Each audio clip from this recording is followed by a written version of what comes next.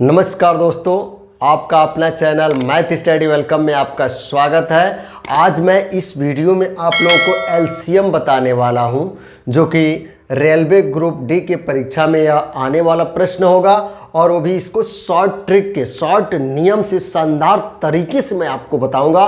Video पसंद आएगा तो लाइक शेयर और कमेंट जरूर कीजिएगा। आइए देखते हैं पहला सवाल। पहला सवाल कह रहा है 4, 8, 16, 32। इसका एलसीएम निकालना है, वो भी शॉर्ट नियम से निकालना है। ठीक है, आप बड़ी विधि इसको जानते हैं। जैसे यहाँ पे दे दिया गया 4, 8, 16 और 32। इसका एलसीएम निकालने के लिए आप ये लॉन्ग विधि इसका प्रयोग करते हैं तो 2 दूना 4, 2 चौको 8, 2 अट्ठे 16, 2 से 16 बार में जाएगा, 16 दूना 32, 2 एकम 2, 2 दूना 4, 2 चौको 8, 2 अट्ठे 16, फिर 2 से 1 वैसे ही आ जाएगा, 2 एकम 2, 2 दूना 4, 2 चौको 8। यह प्रक्रिया हम तब तक करते हैं जब तक सबके नीचे 1 नहीं आ जाए। फिर 2 से भाग करते हैं, 1 आ जाएगा, 1 आ जाएगा, 2 में 2 का भाग 1 होगा, फिर यहाँ पे 2 हो जाएगा, फिर 2 से भाग दे देंगे, यह 1 रहेगा, 1 रहेगा, 1 रहेगा, 2 में 2 का भाग 1, सबके नीचे 1 आ गया। यहाँ पे हम एलसीएम निकालेंगे तो सबका गुणा कर देंगे। ठीक है, 2 दूना 4, 4 दूना 8, 8 दूना 16, 16 दूना 32। इसका एलसीएम क्या होगा? 32 होगा। तो ये लंबी विधि का प्रयोग नहीं करना है आपको, परीक्षा में शॉर्ट नियम का प्रयोग करना है। और ये शॉर्ट ट्रिक से इसको हम लोग हल करते हैं। ठीक है, तो इसका जो शॉर्ट ट्रिक होगा, कह रहा है कि 4, 8, 16 और 32, इन सब में सबसे बड़ी संख्या आपको देख लेना है। कौन सी संख्या? सबसे बड़ी संख्या, सबसे बड़ी संख्या। ठीक है, तो सबसे बड़ी संख्या इसमें जो मिल रही है आपको वह कितनी है? 32 है। कौन हो रही है? 32। अब 32 में देखते हैं किसका किसका भाग जा सकता है। तो 4 का भाग 32 में चला ही जाएगा, 4 बट्टे 32। 8 का भाग चला जाएगा, 8 चौको 32। 16 का भाग चला जाएगा 32 में, कितने बार में? 16 दूना 32। यानी इस 32 में सबका भाग चला जा रहा है, उसको हमने कैंसिल कर दिया। तो सबसे बड़ी संख्या क्या है? 32। यानी इसका मौसक कितना हो जाएगा? 32 हो जाएगा। आ रहा समझ में? उसी प्रकार यहाँ पे दूसरा क्वेश्चन दे रहा है 2, 4, 6, 12। इसका लघुत्तम निकालना है। तो इसका लघुत्तम निकालने के लिए देखिए, सबसे बड़ी संख्या ले लीजिए। सबसे बड़ी संख्या क्या है इसमें? 12। अब 12 में देखिए किसका किसका भाग जा सकता है। तो 2 का भाग चला जाएगा, 2 छक्के 12, इसको भी काट दीजिए। 4 का भाग चला जाएगा, 4 तिहाई 12, इसको भी काट दीजिए। 6 का भाग चला जाएगा, 6 दूना 12। यानी सबसे बड़ी संख्या है वह 12 यहाँ पे है। तो इसका जो एलसीएम होगा वह एलसीएम कितना हो जाएगा?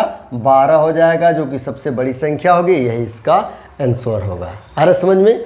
आइए तीसरा देखते हैं। तीसरा कह रहा है कि 5, 15, 20, 30। अब इसमें सबसे बड़ी संख्या ले लेनी है। क्या ले लेनी है? सबसे बड़ी संख्या। तो सबसे बड़ी संख्या क्या है? 30। अब 30 में देखिए किसका किसका भाग चला जाएगा। तो 5 का भाग चला जाएगा 30 में, 5 छक्के 30, इसको कैंसिल कर दीजिए। 15 का भाग चला जाएगा, 15 दूना 30, इसको भी कैंसिल कर दीजिए। 20 का भाग 30 में नहीं जा पाएगा। ठीक है, तो अब क्या करेंगे? यहाँ पे समस्या है, तो समस्या का समाधान है। आइए देखते हैं इसका क्या समाधान है। अब 30 यहाँ पे दिया है सबसे बड़ी संख्या। 30 का हम आगे की तरफ गुणा करते हुए चलेंगे। जैसे 30 दिया है तो 30 में 2 का गुणा करेंगे, फिर उसके बाद 3 का चेक करेंगे, फिर 4 का, 5 का, ऐसे आगे की तरफ आपको बढ़ते जाना है। तो जो संख्या आएगी, अगर हम 2 से गुणा करते हैं, 3 से गुणा करते हैं, उसमें 20 से जो संख्या पहले कट जाएगी, ठीक है, वही उसका क्या कहलाएगा? मौसा। अब देखिए यहाँ पे 30 दिया है, अगर इसमें हम 2 से गुणा करते हैं तो 30 दूना क्या हो जाएगा? 60 हो जाएगा। 30 दूना 60। तो 60 किससे कट जाएगा? 20 से कट जाएगा, 20 तिहाई 60। इसलिए इसका जो लौसा होगा वह कितना हो जाएगा? 60 होगा। यही इसका आंसर होगा। आ रहा समझ में? अगला क्वेश्चन का रहा है चौथा, 7, 14, 13, इसका लौसा क्या होगा? सबसे बड़ी संख्या ले लीजिए 14, 14 में 7 का भाग चला जाएगा तो 7 को काट दीजिए, 7 दूना 14। अब इससे छोटा है 13, 13 का भाग नहीं जा पाएगा और 13 एक क्या है? अभाज्य संख्या है। जब अभाज्य संख्या है तो इन दोनों को गुणा करना पड़ेगा, यानी 14 में 13 का क्या करना पड़ेगा? गुणा करना पड़ेगा। तो 13 चौक को 52 कर दो और हासिल कितना हो गया? 5, 13 एकम 13, 13 5 18, 182। इसका क्या मिलेगा? एलसीएम मिलेगा, लघुत्तम समापवर्त्य मिलेगा। ठीक है। अगला क्वेश्चन इसमें कह रहा है, बहुत ही शॉर्ट नियम से मैं आपको बता रहा हूं। ये कह रहा है 5वां कि 4, 12, 17, 24 का लौसा क्या होगा? बहुत ही शॉर्ट नियम से इसको देखिए। तो जो सबसे इसमें बड़ी संख्या होगी, सबसे बड़ी संख्या आपको ले लेना है यहाँ पे, सबसे बड़ी संख्या। ठीक है। तो सबसे बड़ी संख्या इसमें क्या है? 24 है। अब इस 24 में हम देखते हैं इसमें किसका किसका भाग चला जाता है। तो 4 का भाग 24 में चला जाएगा, 4 छक्के 24, तो 4 को कैंसिल कर देंगे। आ रहा समझ में? अब देखिए 12 का भाग चला जाएगा, 12 दूना 24, इसको भी कैंसिल कर दीजिए। 17 का भाग 24 में नहीं जाएगा, नहीं जाएगा, और 17 एक अभाज्य संख्या है, इसलिए इन दोनों को यहाँ पे क्या करना पड़ेगा? गुणा करना पड़ेगा। तो इसका गुणा कर दीजिए, 17 में 24 का गुणा करेंगे, 17 चौको 68 कर 8, हासिल कितना हुआ? 6, 17 दूना 34, 34 में 6 जोड़ेंगे, 34 और 6 मिलकर हो जाएगा 40, यानी इसका एलसीएम जो आएगा, लघुत्तम समापवर्त्य आएगा, वह 408 होगा। इसमें आइए निकालते हैं। इसमें सबसे बड़ी संख्या ले लेते हैं। सबसे बड़ी संख्या क्या है? 24 है। ठीक है। सबसे बड़ी संख्या क्या है इसमें? 24। 24 में भाग देखते हैं किसका किसका चला जाएगा। 6 का भाग चला जाएगा, 6 चौको 24। 12 का भाग 24 में चला जाएगा, 12 दूना 24, तो 12 को भी कैंसिल कर दीजिए। 18 का भाग 24 में नहीं जा सकता है, तो क्या करेंगे? अब यहाँ पे जो 24 है सबसे बड़ी संख्या है। ठीक है। इसको आगे की तरफ गुणा करते हुए एक बार 2 से, अगर 2 से हम गुणा करेंगे जो संख्या आएगा, अगर वह या 18 से कट जाएगा तो वह उसका एलसीएम हो जाएगा। नहीं कटेगा तो फिर 3 से गुणा करेंगे, वो भी नहीं कटेगा। 4 से करेंगे, वो भी नहीं कटेगा।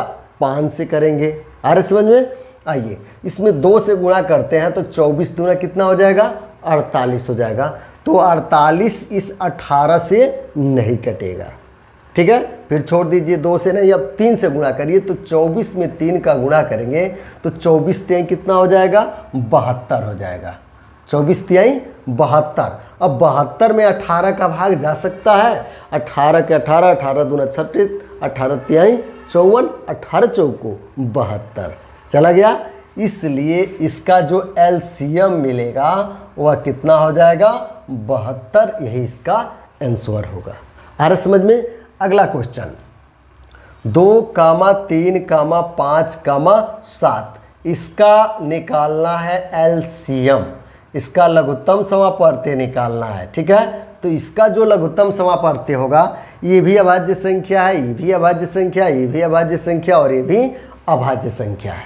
ठीक है। तो जब अभाज्य संख्या दिया रहेगा तो उन सबका मल्टीप्लाई कर देना है, गुणा कर देना है। तो 2 तिहाई 6, 6 पच्चे 30, 30 सत्ते 3 सत्ते 21, 210 इसका एलसीएम होगा। यही इसका आंसर होगा। हर समझ में? आइए देखते हैं क्वेश्चन नंबर अगला, क्वेश्चन नंबर 8। ठीक है। क्वेश्चन नंबर 8 कह रहा है 2, 4, 6, 8, 10, 12, 24, इसमें आपको एलसीएम निकालना है। इसके लिए अगर हम भाग विधि का प्रयोग करते हैं तो बहुत लंबा टाइम लगेगा, इसलिए हम शॉर्ट ट्रिक का प्रयोग करेंगे, क्योंकि परीक्षा में आपके पास उतना टाइम नहीं होता है कि आप लॉन्ग विधि का प्रयोग करेंगे, इसलिए शॉर्ट विधि का प्रयोग करेंगे। तो आइए शॉर्ट नियम से हम देखते हैं। सबसे बड़ी संख्या इसकी क्या देख रही है आपकी? 24। सबसे बड़ी संख्या क्या है? 24। 24 में देखते हैं किसका किसका भाग चला जाएगा। 2 का भाग चला जाएगा 12 बार में, इसको भी काट दीजिए। 4 का भाग चला जाएगा, 4 छक्के 24, इसको भी काट दीजिए। 6 का भाग चला जाएगा, 6 चौको 24, इसको भी काट दीजिए।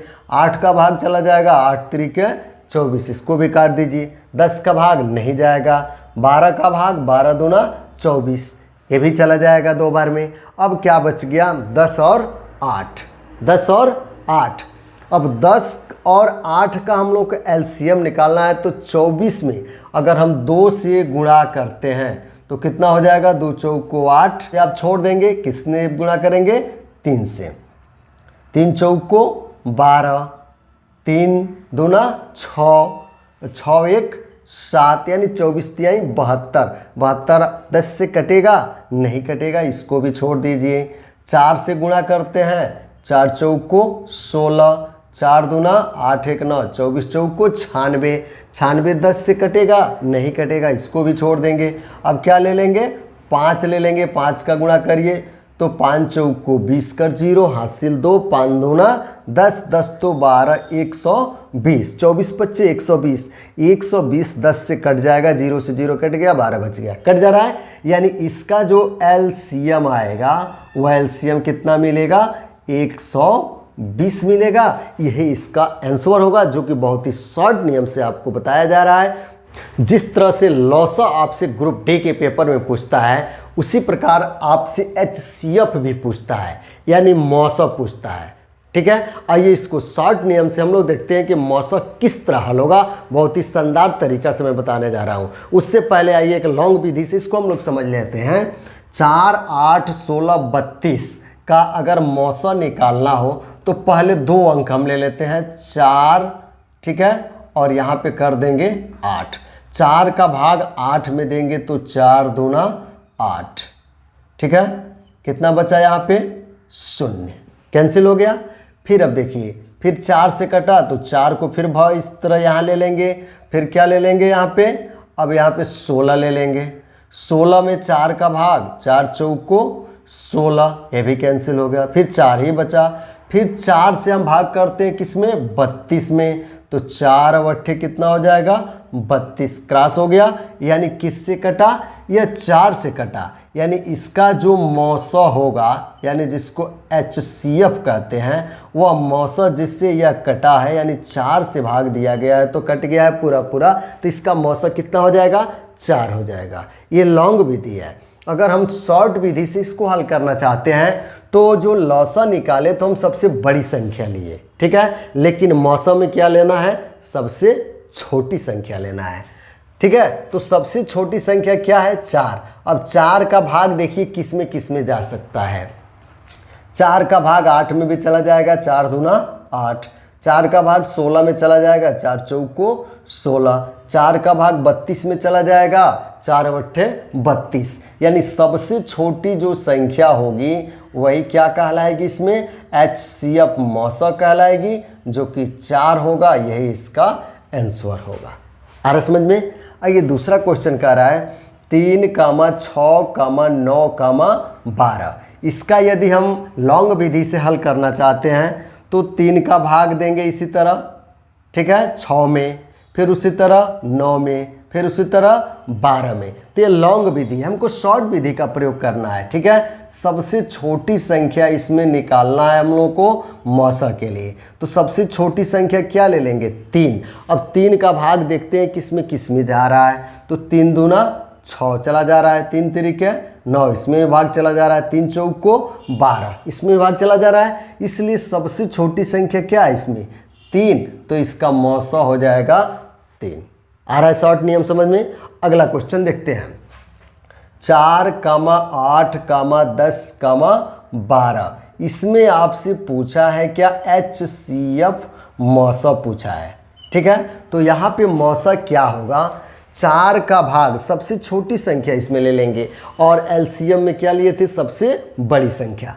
सबसे छोटी संख्या 4 ले लीजिए, 4 का भाग 8 में चला जाएगा, चला जा रहा है। फिर 4 का भाग किस में चला जा रहा है, 12 में भी चला जा रहा है।